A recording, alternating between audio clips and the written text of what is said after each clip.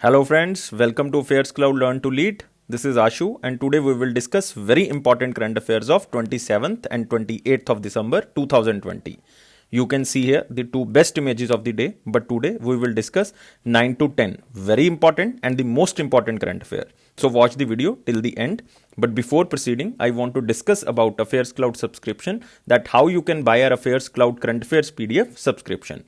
You have two methods. One is you can visit our website, that is affairscloud.com/current affairs, or you can directly go to the description box under this link. And under this video, we put a link of this subscription, and by clicking on that link, you can directly reach the subscription area. What you will get in the subscription?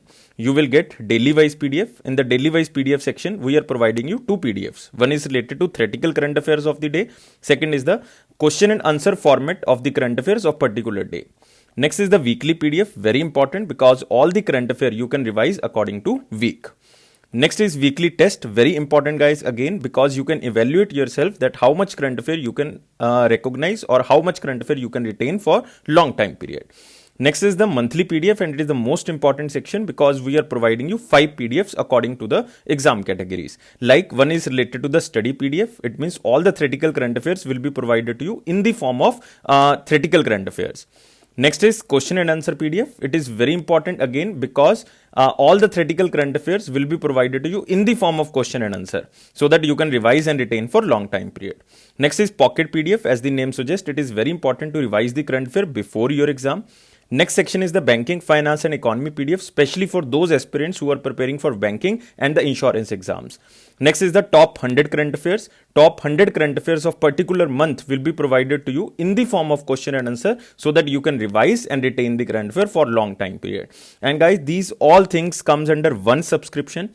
And this subscription comes at very nominal cost. If you definitely visit the price, you will surprised to see the price. And guys, on that minimal price, we are providing you 10% extra discount. You can use this code ASH10, then definitely you will get 10% extra discount on that minimal cost.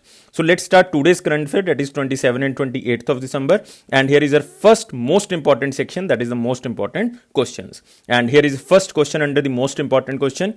Which state government will set up India's first mega leather park? So most important keyword is the first mega leather park. And guys, you can pause this video and match answer with my answer. Answer is very simple. Answer is Uttar Pradesh. Answer is Uttar Pradesh. Exact place is Kanpur. Exact place is Kanpur, and in Kanpur there is a village known as Ramaipur village. Ramaipur. Ramaipur village, and total cost of this project is so much, like almost 6,000 crore, and if you want to remember exact, then it is 5850 crore rupees, but you can remember it is almost 6,000 crore. You can also see here the smiling face of Yogi Adityanath ji, Uttar Pradesh government, to set up India's first leather park, and it is in Kanpur's Ramaipur village, approximately 235 acre of land and approximately 6,000 crore rupees expenditure for this leather park. You can also see here it is established in Kanpur, Uttar Pradesh, and it will generate approximately 50,000 jobs, which will provide 1.5 lakh individuals as a livelihood. So it is again very important because it will generate employment in the state. The leather park will be hub of leather products like purses, leather purses, jackets, shoes and other, which will be exported to the international market, so that maximum to maximum indigenous products in the category of the leather can be prepared in India and it can be exported so that our foreign reserve can be increased. So the state here is important. State is Uttar Pradesh. Chief Minister you all know Yogi Adityanath, Governor you all know Anandiben Patel, and there are two very important national parks. One is the Pilibhit Tiger Reserve. Pilibhit you have to remember. Second important is Dudhwa Tiger Reserve. You have to remember these both, like Pilibhit and the Dudhwa Tiger Reserve. So it is India's first leather park, and you can also remember India's first lichen park. Lichen park, and this will be established in Uttarakhand. You have to remember this because we covered this question in the September or the August month, but you can remember India's first lichen park. This is the India's mega leather park. Now we are moving to next question. 6th India International Science Festival 2020 held virtually in which state or the UT? Mark under the most important, and the keyword is very simple, International Science Festival 2020, and it is 6th. So answer is very simple. You can pause the video and match answer with me. Answer is New Delhi. You can mark right answer as a New Delhi. You can also see here, it is the 6th International Science Festival 2020. What is main theme of this event? Main theme is Science for Self-Reliant India. It means Atmanirbhar Bharat and the global welfare. So that maximum to maximum self-reliant things can be made in India. This is the basic theme of this event. That is the 6th International Science Festival 2020. And it is for the global welfare, and it is inaugurated by Narendra Modi ji, one and only Prime Minister of India. Theme is Science for Self-Reliant India and the global welfare. So we are talking about the 5th India's International Science Festival. Earlier we were talking about the 6th. 6th was held in New Delhi, but we are talking about in 2019, then it was Calcutta, West Bengal. So examiner can ask to confuse you that 5th India International Science Festival held in Calcutta, West Bengal. But you have to remember in 2020 it was the 6th. And remember, it was held between 22 to 25, 5th of December or 25 December. And first event was Vigyanika International Science Literature Festival. It is to mark the birth anniversary of the Srinivasa Ramanujan. Because 22nd of December is celebrated as the Mathematician Day with the name of the Ramanujan. Now, we are moving to next question. Hardeep Singh Puri launched which web portal and mobile app for management of all Government of India state services? It means all the property related services related to the Government of India will be covered under only one web portal or the mobile application. So you guys can match answer with me. Answer is very simple, E-Sampada. Sampada means property, so that's why it is known as the E-Sampada. E stands for the electronically or the online. So there is a one web portal named as a E-Sampada, and there is a mobile application which is also known as the E-Sampada. You can also see here Union Minister Hardeep Singh Puri. He is the Union Minister of Housing and Urban Affairs. And he launched E-Sampada app and the web portal. E-Sampada serves as the single window for management of all the Government of India state services, and this portal is developed by National Informatics Center. Remember, this portal is developed by National Informatics Center. So where is the headquarter of this National Informatics Center? Headquarter is in New Delhi. Who is Director General? Dr. Neeta Verma. It is not so much important, but you can remember by the option. The application will be a major step towards bringing uniformity across a state system in India on the line of one nation, one system. It means it is a basically integral part of Indian government. The slogan under this part is one nation, one system. It is also aimed at improving transparency and accountability in the services, because all things comes under one platform. So that's why it increases transparency and the accountability of the Government of India. So guys, you can avail any type of the state services, like if I am taking some example like allotment of the government residential accommodations, office space allotment to government organizations, booking of holiday home rooms, booking of venues for the social function, any type of the service you can avail through this E-Sampada mobile application and web portal. Already 4 websites of the government of related to the state services are already going on, but they merged under one website that is known as E-Sampada. There are 2 apps related to state services are also going, like M-Awas and M-Ashoka 5. You have to remember this because these 2 mobile apps merged under one that is known as E-Sampada mobile application. So M-Awas and M-Ashoka 5 also merged under the E-Sampada. So remember, it is very important question, and you can mark under the most important because there are too many things under this question you can remember. And you all know Hardeep Singh Puri ji. Hardeep Singh Puri ji is currently Union Minister of Housing and Urban Affairs. Now we are moving to next question. Who won Excellence Award in the CSR domain in 15th CII ITC Sustainability Award 2020? Mark under the most important question because it is related to the award, and it is the corporate social responsibility domain, because every private or the PSU has a foundation that they have to spend some amount in the corporate social responsibility. So this award goes to which company? So you guys can pause the video and match answer with me. Answer is very simple. Answer is B, that is National Thermal Power Corporation or NTPC Limited. So this CSR domain award is given by Confederation of Indian Industries. Again, one more important organization is Confederation of Indian Industry. Who is the president of CII? That is Uday Kotak. Remember, Uday Kotak. So guys, remember who won Excellence Award in CSR domain, that is the Corporate Social Responsibility domain. Answer is NTPC. You can also see here 15th Confederation of Indian Industries ITC Sustainability Awards, and this award goes to NTPC, wins Excellence Award for Corporate Social Responsibility. So again, you can see here, NTPC has received commendation for significant achievement in the category of corporate excellence. NTPC is the only PSU to receive the award in the corporate excellence category, because other companies are also there, but they are private companies. But NTPC is the only PSU to receive this award under the corporate excellence category. And excellence in CSR is the highest award conferred by Confederation of Indian Industry in the corporate social responsibility domain.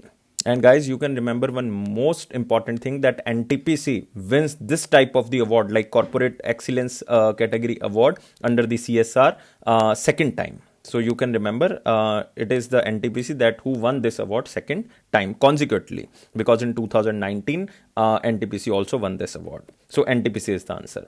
Now we can move to the next question, and and you can also remember about NTPC.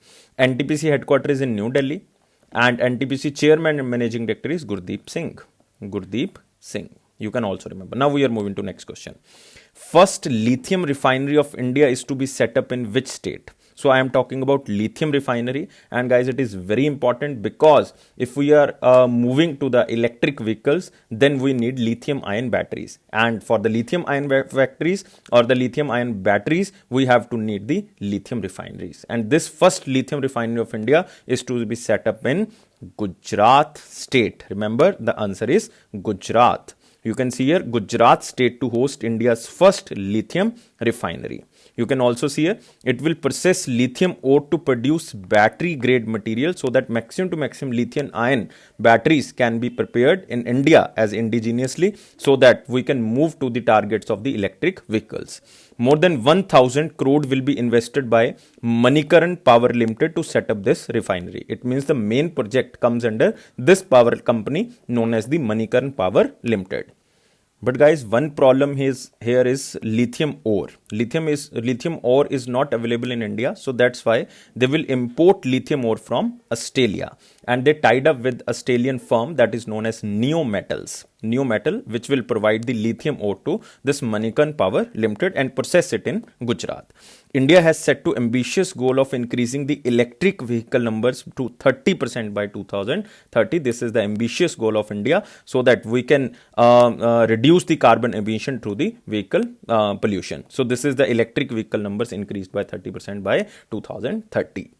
And guys, state here is very important. Gujarat. Narendra Modi ji belongs to Gujarat. Who is the chief minister? Vijay Rupani. Who is the governor of Gujarat? Acharya Devvrat. Remember, Acharya Devvrat is currently the governor of Gujarat.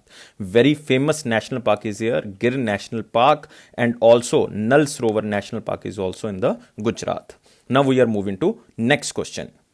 Which country topped with most publications on the artificial intelligence according to the Nature Index 2020 Artificial Intelligence? And guys, there is an index which is known as Nature Index 2020 Artificial Intelligence, and which country topped with the most publications, not the most articles. I am talking about most publications on the artificial intelligence. The question is different. If they are talking about most articles on the artificial intelligence, then answer is different. But if they are talking about most publication on the artificial intelligence, then answer is very simple. Most publications goes to China. Remember, the answer is China. But if they are talking about articles, then answer is USA. For articles in the artificial intelligence, then it is USA. If they are talking about publications, then answer is China. Now, India ranks 20th in the artificial intelligence, but if we are talking about articles. But if we are talking about publications, then India's rank is 3rd. You can also see here the table. If we are talking about articles, then United States of America is the first country who topped in the total number of articles published according to the artificial intelligence, and India is on the 20th rank. And total number of publications in artificial intelligence, then India rank is on 3rd and China is on the 1st. But if we are talking about the universities or the research organizations who published so much articles or the publications in artificial intelligence, then India's university is Anna University of Chennai, that is in India. And if we are talking about the first university, then it is the Tsinghua University, China. You can also mark under the most important, because there are 3 questions. If they are talking about articles, then it is USA and India's rank is 20th. If they are talking about publications, then India's rank is 3rd and China is on the 1st. And if they're talking about the research organizations, then India is on the 32. But here rank is not important. The name is important. Anna University of Chennai. And first is the Tsinghua University, China. And this rank is published by Nature Research. It is London-based company or the United Kingdom, you can say. So remember these 2 or 3 things, and one is article, second is publication, third is research organization. These 3 things are most important under this question. Now we are moving to next question, and this is, guys, our next section, that is very important question section. Here is the first question under very important questions. In Pursuit of Justice, an autobiography is the autobiography of which person? Mark under the very important section. I am talking about In Pursuit of Justice. Very important question because it is an autobiography of one justice. One justice. And I am talking about which person? You can pause the video and match answer with me. Answer is Justice Rajinder Sachar. Remember the answer. Answer is very important, Justice Rajinder Sachar. And this type of the question can be asked because it is an autobiography, In Pursuit of Justice. But this autobiography is published after the death of Justice Rajinder Sachar because he died in 2018, and this book is published by his family. So remember, In Pursuit of Justice, an autobiography. You can see the cover page of the book, In Pursuit of Justice, an autobiography, Justice Rajinder Sachar, and it was launched posthumously because he died in 2018. And this book is published by Rupa Publication, but it is not important. You have to remember the autobiography of Justice Rajinder Sachar. What is the name? Or you can just remember the name or the author name. This is 2 things are very important. Now we are moving to next question. Which bank recently introduced e-credit card? This is a new type of the system. Already it was started by the Amazon and with the tie-up of the ICICI. Now this bank recently introduced the e-credit card for the customers of this bank. And guys, this is very important because there is no physical card, no plastic will be used, and it is just an electronic credit card you can just use by your phone or by your internet banking. And this e-credit card system is launched by which bank? This is launched by PNB. So mark the B answer is right. You can also see here, PNB introduced PNB e-credit card. What are the functions? Freedom for carrying your card for e-communication transactions. It means there is no physical credit card will be given. So there is a freedom. The card provides configuration control for each transaction. You can just control your features after every transaction. It means you can restrict your transactions after every limit. Freedom from fear of card theft because there is no physical card, so that's why there is a no fear of card theft. No plastic is used, so environment friendly is there. The card is valid for multiple use. So this type of the trend is currently going on. So very important, guys. The bank is very important. Again, the bank is PNB. You have to remember about PNB, Punjab National Bank. It was started in 1894, but it started operations in 1895. Where is the headquarter? Headquarter is in New Delhi. Tagline of PNB is very important. Tagline is the name you can bank upon. Headquarter is in New Delhi. And who is the MD and CEO? SS Mallikarjun Rao. Remember, SS Mallikarjun Rao. You can also see here PNB customers can use this card at any e-commerce platform of PNB like merchant website without having to carry the physical card. You can also use the application of PNB, that is PNB Jenny mobile application, by clicking on the e-credit card facility. So this is the basic purpose of this credit card, so that every person of this bank can use this type of the facility. And remember, guys, on the 1st April 2020, United Bank of India and Oriental Bank of Commerce both merged under PNB. So remember, both merged under PNB. I am repeating again, United Bank of India and Oriental Bank of Commerce merged under the PNB with effect from 1st April 2020. And one most important thing you have to remember about PNB, PNB becomes the second largest nationalized bank of India, in terms of business and the branch network. Now we are moving to next question because we discussed about the Punjab National Bank. Which state launched the scheme named Navratnalu Pedalandriki Illu? That is known as the 9 jewels, because Navratan means 9 jewels and Pedalandriki Illu means housing for all the poor. It means the state will launch the scheme so that they can make houses for all the poor. And mark under the very important question, and the one and only chief minister of this state is YS Jagan Mohan Reddy. So I think all the students now guess the answer. Answer is very simple, Andhra Pradesh. A new kind of scheme that is started by Andhra Pradesh government, that is known as Navratnalu Pedalandriki Ilu. It is known as the 9 Jewels housing for all the poor. Mark under the very important section. You can see here, Jagan Mohan Reddy launched this housing scheme. Now, how will they cover this part? A total of 30.90 lakh, it means almost 31 lakh houses will be constructed by the government of Andhra Pradesh by the year of 2024. This is the target by the Andhra Pradesh government, and they will provide these households to every poor people of the state and ensure that every household as a state has a pakka house, it means the cemented house. And total expenditure almost 50,000 crore will be spent on the construction of the houses. And more importantly, they pick up this point that they will provide a patta, it means the registry or the ownership, and this patta or the ownership will be registered in the name of the woman household. It is just to empower the woman, because Andhra Pradesh is doing so many things to empower the woman. They are also providing the loans, they are also reimbursing the loan amount. So Andhra Pradesh is doing so many things for the woman empowerment. Even they are disbursing some amount of the animals like sheep, goats, cow, buffaloes for the woman household, so that they can empower the woman at some extent. So this is for the woman household. So patta is just a ownership. So Andhra Pradesh state is very important. Andhra Pradesh Chief Minister is Y.S. Jagan Mohan Reddy, and who is the governor of Andhra Pradesh? Andhra Pradesh governor is Vishav Bhushan Harichandan. Remember, Vishav Bhushan Harichandan. He is currently the governor of Andhra Pradesh. And there are very important national parks, 3 very important national parks. One is the Rajiv Gandhi National Park, Rajiv Gandhi. Second is Papikonda National Park, very important. Shri Venkateshwara National Park. These 3 are very important. Rajiv Gandhi, Papikonda and Shri Venkateshwara National Park. Now we are moving to next section, that is the important question section. Here is the first question.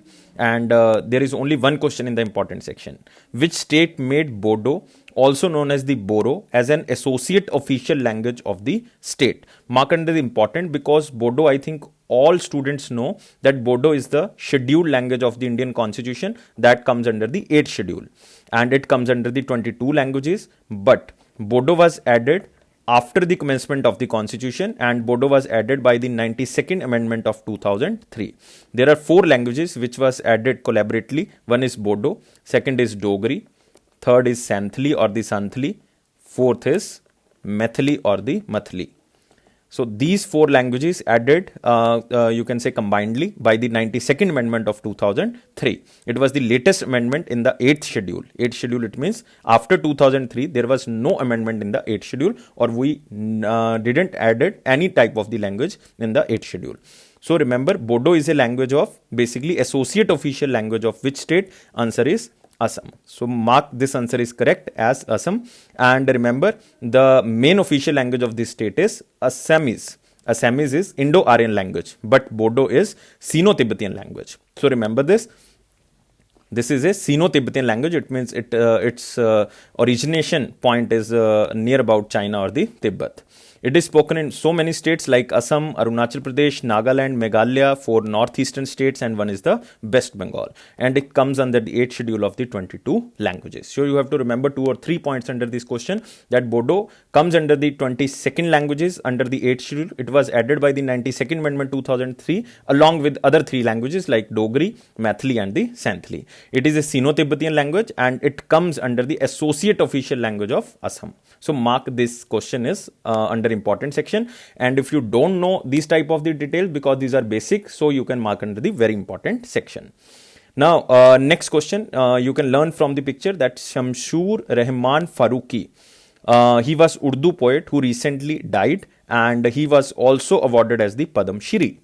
He was very famous Urdu poet. You have to remember this. He belongs to Uttar Pradesh, and he was also died in Uttar Pradesh at the age of 85. At the age of 85, very famous Urdu poet, even writer, critic, theorist, and he recently passed away. So remember, he was poet of Urdu language. So just you can remember the name Shamsur Rahman Farooqi. He was also received Saraswati Samman Award in 1996. He was also received the Padma Shri Award in 2009. But you have to just remember the name and the language of this person which he belongs to. Now we are moving to next image. It is again learn from picture. There are 2 questions. One is the former England cricketer Robin Jackman. Second is the John Adrick. He was also the England cricketer. Both died. And one more important thing about Robin Jackman, that he was born in 1945 in Shimla in Shimla, like in Himachal Pradesh. So, but after the partition of India, he moved to the England. So that's why he belonged to the England cricket team.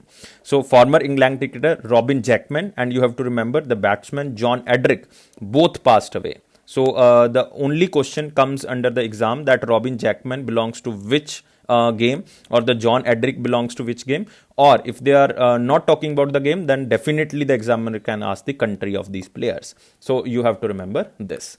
Now we are moving to next question. It is, guys, are one-liner important points. First is Government of Odisha appoints Suresh Chandra Mohapatra as IS as the new Chief Secretary. So it is related to the particular state. So guys, if you belongs to the Odisha, then you can remember this Suresh Chandra Mohapatra IS. Earlier it was Asit Kumar Tripathi, but he retired. He will retire basically on the 31st of December 2020, and the position will take place, will go to the Suresh Chandra Mohapatra. Next, DPIIT and NJJM launch Water Quality Testing Innovation Challenge to develop portable devices for testing drinking water quality. So it comes under the Jal Shakti mission, or you can say Jal Jeevan mission, because it is by the Jal Shakti Minister Gajendra Singh Shekhawat ji, and this is this type of the challenge is launched to just test the quality of the water, because under the Jal Jeevan mission we have 2024, by the year of 2024 the government have to make sure that every rural household has tap water in the particular quality and the quantity. So remember, it is the 2024 by the Jal Jeevan mission. And guys, this DPIIT stands for Department of Promotion of Industry and Internal Trade. It comes under the Ministry of Commerce and Industry, and the Union Ministry is Piyush Goyal. Second is NJJM. It is important, National Jal Jeevan Mission, and it comes under Jal Shakti Ministry, and who is the Union Minister? Gajendra Singh Shekhawat. Now next is DGT, Microsoft and NASCOM Foundation signs agreement to provide digitized content for ITI students via Bharat Skill portal. So here most important thing is this Bharat Skill portal, and second is Microsoft, that they both are providing some type of the skill training to the industrial training institute students. So remember, the main important thing here is the Microsoft. You can remember the NASCOM Foundation and the DGT also, Directorate General of Training, but here most important is Microsoft. You have to remember this. And guys, remember this NASCOM Foundation headquarters is in Noida, Uttar Pradesh. Now next is India ranked third in the list of 25 countries with most publication on the artificial intelligence during the period of 2015 to 19. Because I already covered, if they are talking about publications in artificial intelligence, then India rank is third and first position goes to China. If they are talking about total articles in the artificial intelligence, then answer is USA, and India rank on the 20th position. If they are talking about the research institution, then India's institute is on the 32 rank, and answer is Anna University in Chennai. Next, Robin Jackman we covered, and John Edrick we covered. So you can remember both like Robin John. You can remember this, Robin John. So both players belongs to England.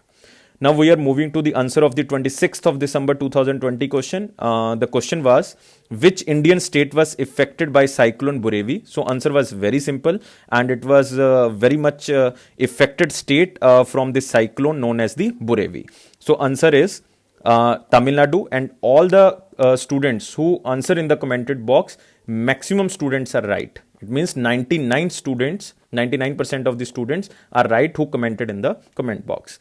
Now, here is the turn of the question of the day of 27th and 28th of December. The question is, where is South India's first rescue and rehabilitation center for monkey located?